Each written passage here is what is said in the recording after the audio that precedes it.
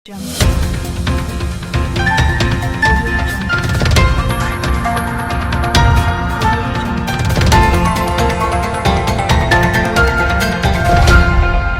Elected president हूँ और मेरे को जो 1400 लोग यहाँ कार्यरत है उनकी समीक्षा को सुनना भी पड़ता है, उनकी समीक्षा को लेकर अधिकारियों से बात भी करनी पड़ती है। पिछले काफ़ी समय से पीडीओ हॉस्पिटल से मेरे पास कई शिकायत आई थी जिसके प्रपत्र मेरे पास है, जिसकी शिकायत प्रिंसिपल महोदय को भी बार बार की गई है और जिसकी शिकायत सुप्रिटेंडेंट साहब को भी कर्मचारियों द्वारा बार बार की गई है, लेकिन किसी प्रकार का कोई एक्शन नहीं हुआ है।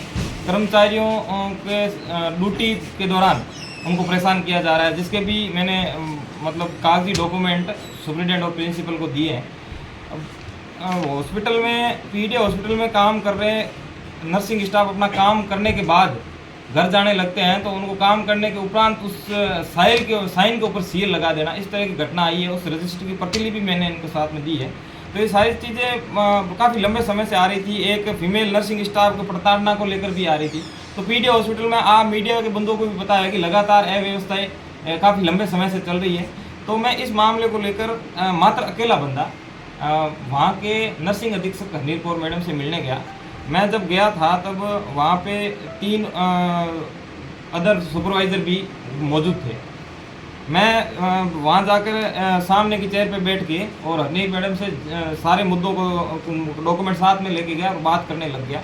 हरनीर मैडम से बात करते वक्त बाहर से सुभाष चौहान नाम से नर्सिंग सुपरवाइज़र जो वहाँ पे कार्यरत है, वो मानसिक अस्पताल गए हुए थे अपना चेकअप करवाने के लिए और वो ऑफिस में घुसे और घुसते ही मेरे को एक अभद्र भाषा शब्द बोल सकते हैं, उस शब्द मेरे को बोला कि एक बार आए और मेरे साथ अभद्र सलूक किया और बोला कि आप इस कुर्सी से खड़े हो जाइए। कौन है सुभाष? लेकिन अपने आप को सेकंड बैटन बताता, जबकि ऐसी कोई पोस्ट नहीं है। तो मेरे द्वारा इस चीज़ का विरोध नहीं करते हुए मैं खड़ा हो गया कुर्सी से और मैं दूसरी कुर्सी पे बैठ गया।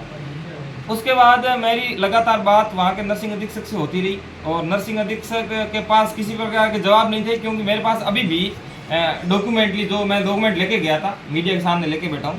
तो जब जवाब नहीं थे तो नर्सिंग अधीक्षक है वो बात को टालने लगे और जब टालने लगे जवाब नहीं होने पर बीच में सुभाष जी बोले कि मैं यहाँ का सेकंड बैटन हूँ और आप इस कार्यालय में किसी भी प्रकार से किसी से बात नहीं कर सकते। आप इस कार्यालय से तू यहाँ से बाहर निकल जा और किसी प्रकार की हम बात नहीं करेंगे। हम हमारी मर्जी से किसी प्रकार का नियम कानून कायदा लागू नहीं करेंगे, हम हमारी मर्जी से इस ब्लॉक को चलाएंगे।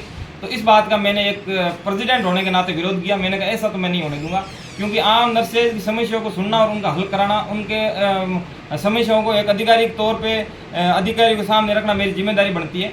तो बोला कि तेरे को मैं कुछ समझता नहीं हूँ, ऐसे करके मेरे साथ ज़बरदस्ती धक्कामुक्की करने लगे। तो मैं अकेला था और उस दौरान 2-3 सुपरवाइज़र वहाँ पे उपस्थित और भी थे। उन लोगों ने मेरे को पकड़ा और इसने मेरे पे हमला बोल दिया, लात गुस्से भी चलाए। इतने में हरनीर मैडम खड़े हुए और हरनीर मैडम ने भी मेरे साथ में सीना जब्ती की। मैं वहाँ से बीच बचाव में 2-3 लोग आए और हंगामा हुआ। उन्होंने मेरे को वहाँ से निकालने के बाद मैं वहाँ से निकल के सीधा यहाँ आ गया। फिर मैंने ये सोचा, मैंने कहा एक नर्सिंग ऑफिसर समाज का मैं प्रतिनिधित्व कर रहा हूँ। हरनीर मैडम कौन है? अपने पीबीएम हॉस्पिटल में? नहीं, बच्चा अस्पताल में। यानी आप लोगों